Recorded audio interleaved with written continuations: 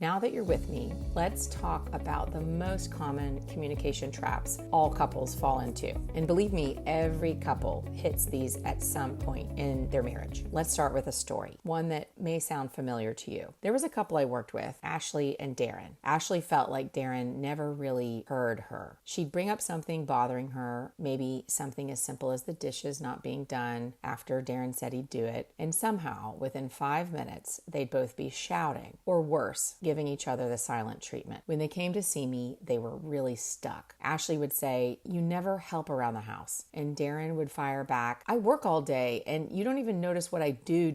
Does this sound familiar? This is a textbook example of what Dr. Gottman calls the 4 horsemen. These are relationship destroying patterns in the way that we talk that will shut down communication and hurt any couple. The first is criticism, pointing fingers instead of expressing what you need or want. The second is defensiveness, which is protecting yourself instead of staying open to what your partner is asking for or trying to express. Contempt is the third. It's eye rolls, sarcasm, or acting better than your partner, morally superior, like I'm up here and you're down here. And the fourth is called stonewalling. That's when you shut down emotionally and literally or figuratively. You might leave the room or you're pretending to listen to them, but inside your heart rate's really rising and no amount of wanting to listen is letting you listen. You're shutting down. And each one of these can be damaging to your connection, but together they can create communication breakdown that goes nowhere. Here's the good news. Each horseman has an antidote. Criticism, you've got to replace it with a gentle startup where you say, I